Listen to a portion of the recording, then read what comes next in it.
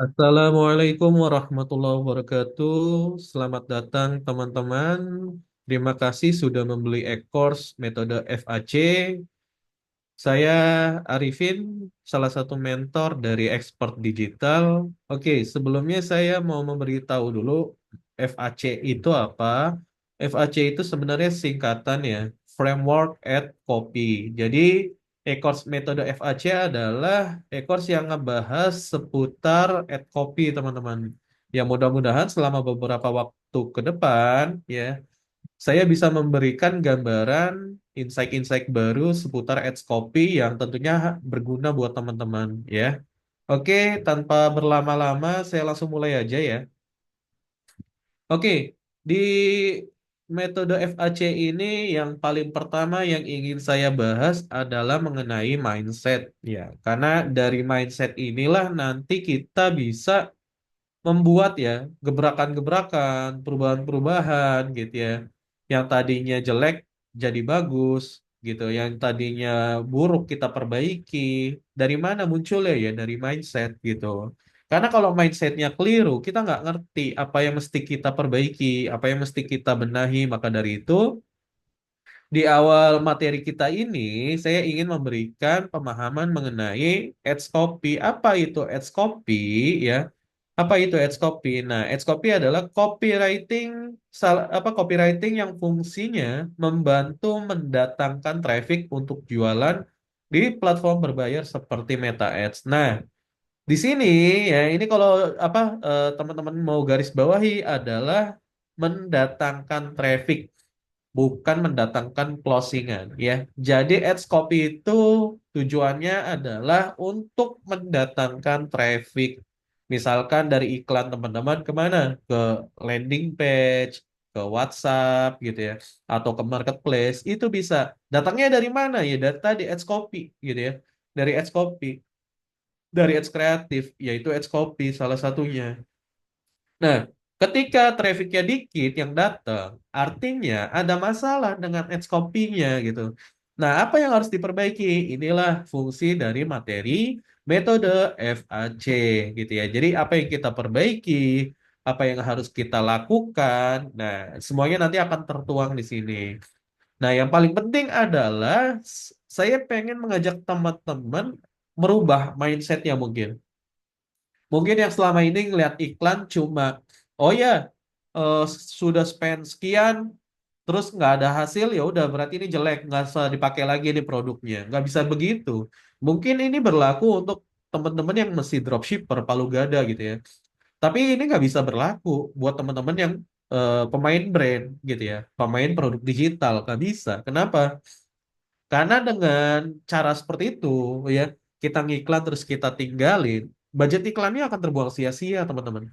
Akan terbuang sia-sia. Maka dari itu, saya mengajak teman-teman untuk lebih memahami konseptual dari ads copy ini atau pemahaman dari ads copy ini gitu ya.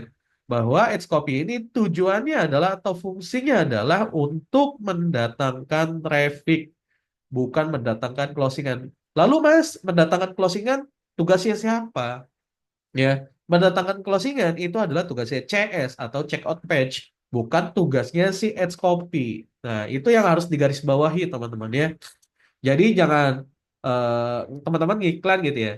Tiba-tiba teman-teman iklannya jelek terus nyalahin, oh ini kayaknya ads copy-nya nggak beres nih, atau teman-teman nyalahin, oh ini iklannya nggak perform, produknya jelek. Tiba-tiba menyalahkan begitu. Nah, di sini nggak boleh lagi teman-teman.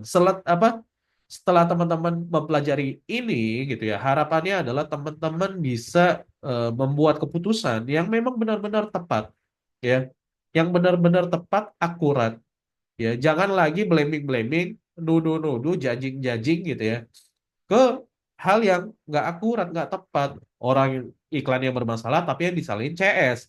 Orang iklannya yang bermasalah yang disalahin apa produknya gitu. Padahal iklannya aja belum dicek gitu ya. Clear ya sampai sini ya. Oke, kita lanjut teman-teman.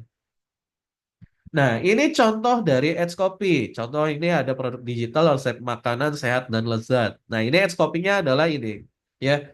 Solusi sehat dan lezat untuk asam lambung Anda. Nah, ini masih bingung makan apa biar asam lambung nggak kambuh. Nah, inilah ads copy teman-teman ya.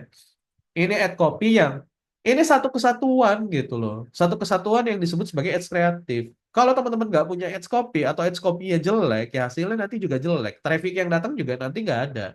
Nggak pengen kan? Kita apa ngiklan cuma buang-buang duit kan nggak pengen. Nah kita pengen iklan tuh, kita pengen dapetin duit, kita pengen dapetin profit, ya toh gitu ya. Jadi pahami dulu ad copy yang benar, ad copy yang powerful seperti apa. Nah ini contoh ad copy. Adanya di mana? Di atas gambar atau video. Ya, jadi posisinya tuh ada di atas. Bagi teman-teman yang bahkan mungkin belum pernah iklan gitu ya. Nah, inilah yang disebut sebagai ad copy. Isinya apa ya? Isinya copywriting gitu ya. Tapi ada strukturnya, ada caranya gitu. Nggak bisa serta-merta kita asal masuk. Bisa COD, nggak begitu juga gitu. Jadi bagaimana caranya membuat mereka tuh tergoda, tertarik sehingga mau mengklik ya. Ini nih, mengklik apa learn more ini nih, pelajari selanjutnya nih, atau mengklik gambarnya gitu ya. Jadi tujuannya untuk itu teman-teman dengan adanya ads copy. Nah, tanpa ads copy yang menggoda gitu ya, nggak bisa tuh, nggak bisa kita mendatangkan traffic yang kita inginkan. Maka dari itu, ya penting bagi kita untuk mempelajari ads copy yang powerful seperti apa. Oke, nah seperti yang saya jelaskan di awal, ya ini warna biru ya. Contoh ini warna biru adalah ads copy, yang warna merah adalah landing page. Ya, jadi ceritanya ini iklannya ngarahinnya ke landing page. Nah, teman-teman, ketika ketika orang tertarik dengan ads copy kita, dengan ads kreatif kita, mereka kan akan mengklik ya, klik gitu, klik. Nah, masuk nanti kan ke landing page. Nah, kalau mereka nggak tertarik dengan ads copy kita, ya mereka tentu nggak akan mengklik. Gimana mau masuk landing page? Begitu loh teman-teman. Realitanya begitu ya, kenyataannya seperti itu. Tapi seringkali ya, ini iklan lagi jalan nih. Terus udah apa? Udah spending sekian, udah ngeluarin budget sekian, tapi nggak ada hasil, nggak ada result gitu ya. Terus tiba-tiba kita nyalain ini produknya jelek fix gitu. Padahal kita belum ngeliat nih ads copy-nya dari sisi ads copy. Nah, itu yang harus teman-teman atau lebih tepatnya yang harus saya luruskan bahwa ketika iklannya oh udah spending sekian nggak ada hasil, kita harus analisa dulu data metriknya secara menyeluruh, bukan cuma ads copy, bukan cuma metrik-metrik yang lain gitu. Benar-benar kita telaah mana nih salah. Oh, ketika salahnya di ads copy ya kita benahinya di ads copy-nya. Ketika salahnya memang di CS-nya, kita benahi di CS-nya. Gitu. Jangan salah di CS, tapi kita benahi di ads copy. Nggak bakal selesai. Oke? Jadi kita benahinya step by step. Gitu ya. Teman-teman punya brand akan jauh lebih baik dengan cara seperti ini. Teman-teman punya produk digital akan jauh lebih baik dengan cara seperti ini. Nah, kalau teman-teman pakai prinsip palu gada, ya, jelek buang, ya nggak cocok dengan produk-produk atau pemain brand atau pemain produk digital, nggak cocok ya. Jadi seperti itu. Oke, nah inilah framework dari Ads Copy ya. Frameworknya seperti ini, kerangka kerjanya seperti ini. Jadi kalau mau buat Ads Copy, gunakan minimal keempat framework ini teman-teman ya. Jadi kalau teman-teman mau buat Ads Copy itu pakai ini. Yang pertama adalah gunakan formula copywriting, AIDA atau PAS, nanti dijelaskan ya tenang aja.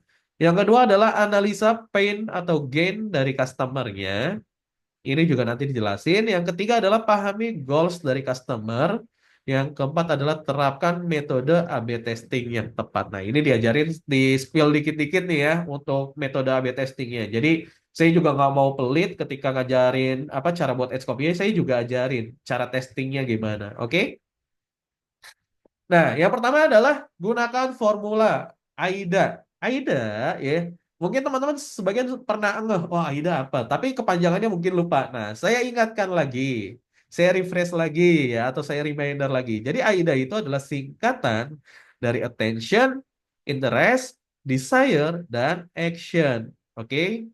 Nah, attention itu adalah kayak semacam hooknya, ya. Buat orang tuh ngelirik dengan ad copy kita tuh caranya gimana? Ini hooknya. Contoh, ya kayak tadi nih. Nah ini. Masih bingung makan apa biar asam lambung nggak kambuh. Nah ini tuh hook teman-teman. Ini tuh hook, ini tuh attention, ya. Ini tuh attention. Biar apa? Biar orang tuh melirik gitu. Melirik dari ads copy kita, ya. Orang tuh pasti ngelirik ketika mereka ngerasa, oh iya gue pengen gitu. Oh iya saya pengen gitu ya.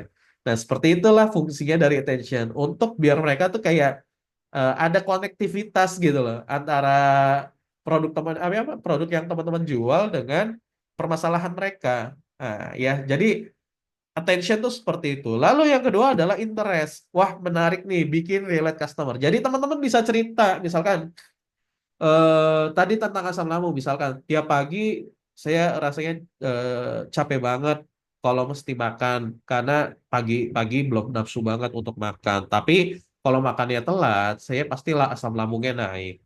Bisa dihubungkan ke situ. Nah, ini yang dimaksud dengan interest. Nah, interest itu apa? Bikin relate customer ya, bikin customer tuh merasa terhubung. Oh ya, saya juga sama, pagi tuh males makan. Tapi kalau makannya telat ya, misalkan makannya di jam makan siang, itu udah terlanjur asam lambung. Nah, itu gimana tuh? Nah, itulah yang bikin customer ngerasa ini nih sama banget nih sama kayak saya nih. Ini sama banget kayak sama kayak gua nih. Ini menarik banget ya.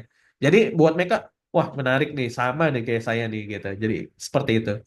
Lalu desire, nah desire itu setelah ngomong pagi ini, nah untungnya temen apa di desire ya, untungnya saya sekarang menyediakan ini gitu. Jadi walaupun saya nggak sarapan pagi, saya ada minum ini, jadi setiap makan siang saya nggak kumat asam lambungnya dan ini aman gitu. Ini nggak pakai obat-obatan, ini cuma herbal aja biasa aja gitu, ya.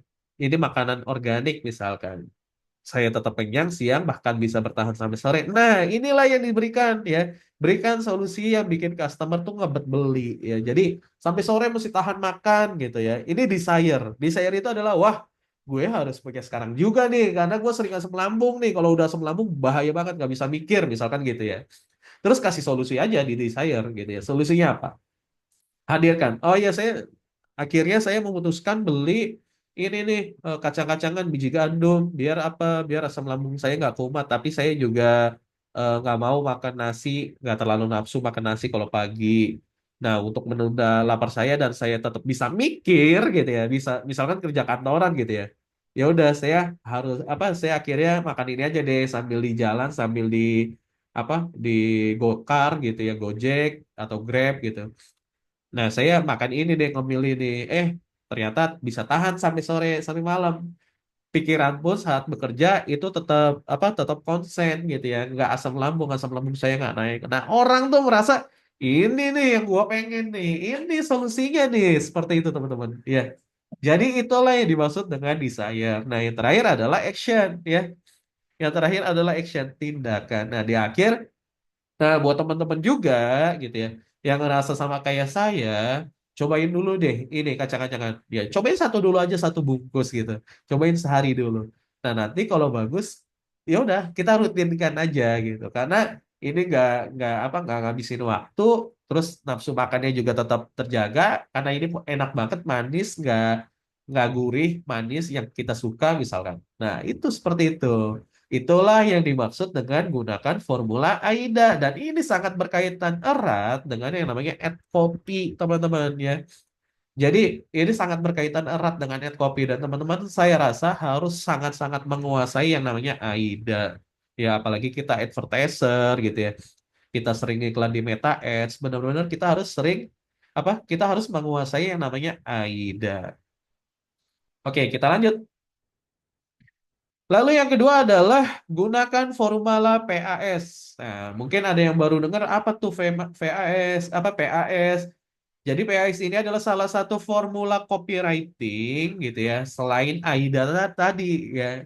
Nah, PAS juga singkatan teman-teman, singkatan dari problem, agitate, serta solving ya. Problem, agitate, serta solving. Apa itu problem masalahnya? Tadi masalahnya apa? Asam lambung ya, asam lambung naik gitu. Oke, itu masalah. Jadi saya jelasin secara singkat, simpel dan teman-teman akan mengerti gitu ya. Jadi itu masalah. Lalu ketika kita sudah mengeluarkan masalahnya, saya nggak nafsu makan tuh kalau pagi gitu. Terus tapi kalau nggak makan siangnya asam lambung. Nah, agitate kita perbesar masalahnya. Ketika siangnya asam lambung, akhirnya kerjaan saya nggak beres. Ya karena nggak bisa konsentrasi mikirnya gitu. Pada akhirnya bos saya marah-marah. Nggak selang berapa bulan saya dipecat. Nah, kita perbesar teman-teman masalahnya. Itulah yang dimaksud sebagai agitate, di hiperbola lah gitu. Digede-gedein masalah yang kecil, yang karena kita nggak mau sarapan pagi, kita gede-gedein dengan agitate. Nah, itulah fungsinya dari formula PAS. A-nya adalah agitate. Lalu yang ketiga adalah solving. Ya, solving ini adalah ketika tadi ya udah cerita ntar dipecat. Nah, maka dari itu karena saya nggak mau dipecat, akhirnya saya memutuskan untuk beli kacang-kacangan ini deh, biar saya asam lambungnya nggak naik. Dan seperti itu caranya teman-teman. Asik banget ketika kita ngomongin tentang copywriting, karena imajinasi kita akan keluar gitu ya. Imajinasi kita akan keluar, benar-benar kita tuh dieksplor ya untuk berkreatif ya, berpikir bagaimana caranya kita menemukan copywriting fit gitu dengan marketnya ya. Copywriting fit dengan marketnya, kita harus menemukan itu bukan hanya market fit, produk market fit, tapi copywriting market fit itu penting juga ya. Oke, nah setelah kita mempelajari tentang tadi ya formula copywriting, ada AIDA dan PAS. Nah, yang selanjutnya adalah kita harus memahami, kita harus menganalisa pain atau gain dari customer, ya, dari customer. Gampangnya ya.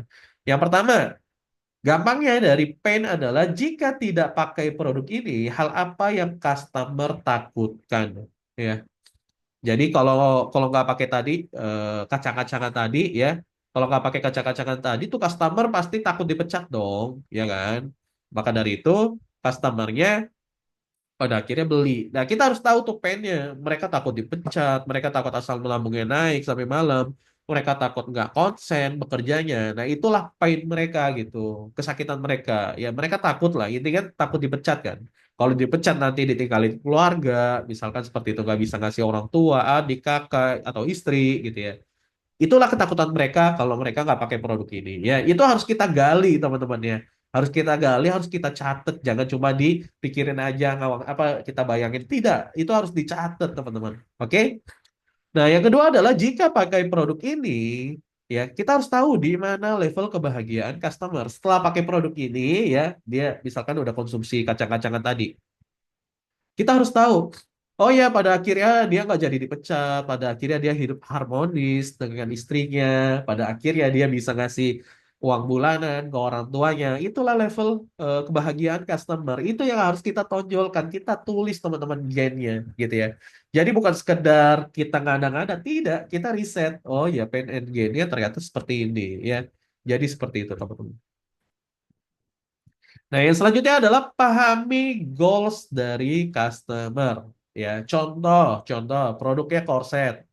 Ya, customer produknya korset, nah, pasti kan ada beberapa goals ya. Tiap orang pasti goalsnya beda-beda. Ada yang beli karena ingin sehat dengan menurunkan berat badan. Jadi, customer yang pertama, ya beli korset ini karena pengen sehat aja. Ya, oh, gua nggak mau gendut karena gue pengen sehat. Karena kalau gendut, biasanya lemaknya banyak, khawatir kolesterol. Kolesterol itu sumber penyakit. Nah, misalkan seperti itu, gitu. Jadi, goals customer tuh akan beda-beda. Yang kedua adalah ada yang beli karena nggak mau suaminya selingkuh karena istrinya gendut, ya, gitu. Jadi ada yang mau tuh, makanya baik istri yang beli, oh biar tetap singset, tetap langsing, ya kan, biar tetap beli. Makanya inilah goals yang kedua dari customer yang berbeda. Yang ketiga ada yang beli karena dibully teman kampusnya, weh lu gendut ya gitu, malu dong gitu. Nah, dibully karena nggak mau dibully gitu ya. Akhirnya dia beli korset gitu ya. Biar apa? Biar kelihatan singset sehingga tidak dibully oleh teman kampus ya. Yang jelas, ketika ngomongin goals dari customer, nah kita harus mencatatnya juga selain tadi pain atau gain. Jadi kita udah dapat tiga nih. Pertama tadi formula copywriting, kita harus pahami. Yang kedua adalah pain and gain, kita harus catat. Yang ketiga adalah goals dari customer ya, kita harus catat. Nah, lalu ketika kita sudah mencatat, kita meramunya teman-teman, kita merangkumnya, ya, kita merangkum. Nah, kita merangkum nih. Oh, ternyata dari tiga hal ini kita rangkum semuanya menjadi satu kesatuan add copy. Itulah yang disebut sebagai add copy. Inilah frameworknya teman-teman ya. Ini kerangka berpikirnya, ini kerangka kerjanya. Jadi kalau teman-teman mau bikin add copy yang powerful, nah kerangka kerjanya seperti itu, frameworknya seperti itu gitu. Nah, lalu ketika sudah jadi nanti add copy-nya, kita harus testing ya dengan yang testing apa dengan A/B testing yang tepat. Nah, mungkin ada pertanyaan, lalu Mas cara nyusunnya gimana? Ya, cara nyusunnya udah jelas tadi kan, menggunakan formula copywriting. Nah, yang pertama apa nih? Attention. Kita tampilin di atas berarti attentionnya dulu. Jadi ini strukturnya, formula copywriting ini strukturnya ya. Lalu isinya kayak gimana Mas? Isinya kita menggunakan tadi pain atau gain dari customer serta goals dari customer. Nah, ini isinya. Tapi kalau untuk struktur ad copy-nya, kita menggunakan formula ini, dua formula ini, teman-teman. Nah, itu caranya. Ya, contoh yang tadi, ya, yang paling awal. Nah, ini. Ini kan dia menggunakan struktur apa? Struktur AIDA. Ya, yang pertama attention. Nah, yang kedua adalah buku ini berisi resep makanan aman dan enak khusus penderita GERD. Nah, ya jadi wah bagus nih gitu ya buku ini khusus ini. Nah, di bawahnya nanti kita masukin desire biar mereka tertarik. Nah, ini desire-nya apa? Ada 120 resep praktis dan mudah dibuat, promo, diskon dan gratis ongkir. Inilah desire-nya. Jadi susunnya udah jelas. Attention, interest, desire ya. Yang checklist-checklist ini desire dan yang terakhir nanti adalah call to action. Nah, itulah yang disebut sebagai formula copywriting atau struktur copywriting di Ads Copy. Lalu setelah itu kita lakukan A/B testing teman-teman ya. Yang pertama gunakan pola satu campaign, satu ad set dan di dalam satu ad set itu ada 4 atau sampai 5 ads yang berbeda. Oke? Ingat ads copy yang berbeda. Ads copy-nya doang yang beda ya teman-teman. Yang kedua adalah gunakan image yang sama. Jadi teman-teman, kalau kita mau melakukan A/B testing, jangan terlalu banyak variabel, ya, karena nggak akan valid nantinya. Variabelnya tuh harus sama. Ketika mau A/B testing add copy, ya berarti image-nya harus sama, ya. Image-nya, konten image-nya atau videonya harus sama, jangan berbeda. Oke? Nah, ketika berbeda, ya hasilnya nggak akan valid, ya. Yang mana yang terbukti kita nggak tahu gitu. Angle yang mana yang masuk kita nggak tahu karena apa? Image-nya berbeda. Kecuali image-nya sama, nah itu bisa baru kita bedakan. Yang ketiga adalah bedakan tulisan atau isi dari ads copy-nya. Jadi kalau mau A/B testing, 4 sampai 5 ads copy yang berbeda ini adalah tulisan atau isinya yang berbeda. Ya, tadi kan kita udah breakdown ya. Goals customer aja beda-beda gitu kan. Berarti sudut pandangnya beda-beda. Terus pain and gain-nya pasti beda-beda kan. Ya. Inilah yang kita tuliskan di dalam isi dari ad copy-nya. Oke? Nah, lalu di materi selanjutnya adalah cara menganalisa performa ads copy. Oke, cara menganalisa performa ads copy ini gampang banget ya. Yang pertama adalah jangan cepet judging. Seperti yang saya jelaskan di awal bahwa kita jangan mudah menuduh gitu, jangan mudah nyalahin ya. Karena metrik-metrik ini punya punya pesan tersirat sendiri yang harus kita analisa gitu. Ya jangan ujuk-ujuk melihatnya ke result ya. Jangan ujuk-ujuk melihatnya CPR, tapi lupa dengan CTR, lupa dengan apa ad copy gitu ya. Harus dilihat semua. Yang kedua adalah ingat tugas ads kreatif itu apa? Tugas ads kreatif itu bukan mengclosingkan, tapi apa? Mendatangkan traffic ya, mendatangkan traffic itu intinya, kuncinya di situ. Yang ketiga adalah iklan no result itu bukan salah ads copy. Ya udah jelas. Ketika iklan nggak ada hasil, berarti ada sesuatu dengan landing page-nya, dengan apalagi dengan checkout page-nya misalkan. Seperti itu ya. Jadi jangan ujuk-ujuk nuduhnya ads copy. Selalu seperti itu. Atau apa iklan mahal nuduhnya selalu oh no result nih, no result nih, no result matiin ganti produk. Nggak begitu. Nah, Edge copy, metrik idealnya yang harus teman-teman pantau dan lihat adalah CTR harus di atas 1%, OCLP harus di atas 70%. Jadi, kalau CTR di bawah 1% menandakan edge copy-nya jelek. Ya, gampang ya begitu. Kalau OCLP di bawah 70%, anggaplah 30%. Berarti menandakan ads copy-nya itu indikasi clickbait. Ya, dari indikasi clickbait. Atau yang memang speed weight-nya lemot. Tapi biasanya iklannya indikasi clickbait, apalagi pakai image gitu ya. Jadi ads copy ini berguna untuk apa? Meredam. Kalau image yang terlalu clickbait, kita redam dengan ads copy yang memang itu fakta gitu, apa yang kita jual seperti itu ya.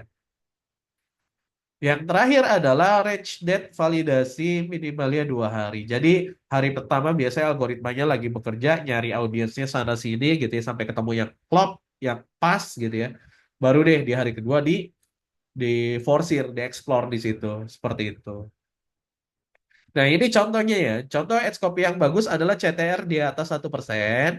OCLP, ya bagi yang nggak tahu OCLP itu adalah outbound click landing page. Jadi perpindahan dari orang yang ngeklik iklan kita ke landing page kita. Oke? Orang dari yang klik iklan kita ke landing page kita.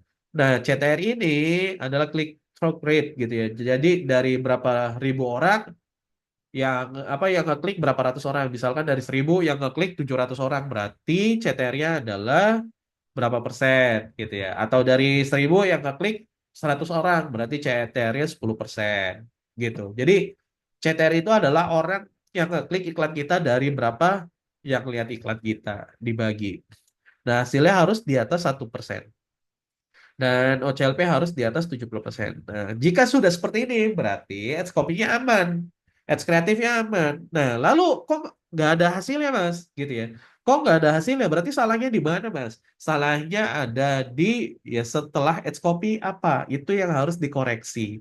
Itu yang harus diperbaiki. Nah, kalau kondisinya jelek misalkan, jangan langsung ditinggalin, tinggalin nih produknya jelek nih, nggak masuk gitu, jangan langsung begitu ya. Kita harus cek dulu, kita harus cek juga, cek and recheck, oh ini bagus nih gitu. Nah itulah ya, membuat ads copy menggoda dalam beberapa menit saja. Caranya adalah pakai salah satu formula copywriting. Tadi sudah saya sebutkan, formula copywriting itu bisa jadi juga struktur ads copy. Yang kedua adalah buat satu masalah atau goals untuk dijadikan attention, ya. Kayak tadi ya, resep buku ya, nggak mau nggak mau asam lambung, ya. Yang ketiga adalah ciptakan konektivitas antara ads copy dengan target market dengan cara apa? Dengan cara interest dan desire, ya. Pakai eh, formula AIDA dengan memasukkan interest dan desire dari target market kita. Nah, interest dan desire tadi udah dibahas panjang lebar, nanti teman-teman bisa tonton ulang. Lalu yang selanjutnya adalah lalu berikan manfaat yang dapat langsung dirasakan oleh target market. Nah, ini desire-nya gitu ya. Jadi kita pancing mereka nih dengan dengan manfaat yang benar-benar dapat dirasakan sama mereka. Kita pancing dengan desire, dan yang terakhir adalah masukkan call to action. Gampang banget sekarang gitu ya. Nah, kalau teman-teman masih berpikir, oh kayaknya ribet deh, mending pakai AI aja, teman-teman. Ya, sudah berapa banyak advertiser yang menggunakan AI? Ya, sudah berapa banyak juga ya ketika menggunakan AI yang berhasil berapa banyak sih? Nggak banyak kan, ya, cuma sedikit kan. Maka dari itu, gitu ya. Udah deh, mendingan yang natural aja ya kita bikin sendiri karena pemikiran manusia itu jauh lebih di atas AI. Saya percaya itu kok. Karena di AI itu belum ada sense of feelingnya gitu ya. Rasanya tuh belum ada. Rasa untuk merasakan, oh ini manusianya lagi sakit nih, oh ini enggak gitu. Itu belum ada. Jadi harus dari pikiran kita sendiri gitu, bukan dari AI. Makanya saya kenapa mengurangi menggunakan AI. Saya menguranginya teman-teman. Oke? Jadi seperti itu. Dan terima kasih teman-teman sudah menyimak e-course metode FAC hari ini gitu ya. Saya doakan teman-teman dapat memahaminya, mendapatkan insight-nya, bisa diterapkan ke dalam iklan teman-teman, dan iklan teman-teman bisa mendapatkan cuan. Amin ya robbal alamin. Mungkin segitu aja dari saya ya, sebagai mentor di di expert digital ini. Dan terima kasih sekali lagi sudah membeli produk digital ini. Dan saya izin undur diri. Saya akhiri. Assalamualaikum warahmatullahi wabarakatuh.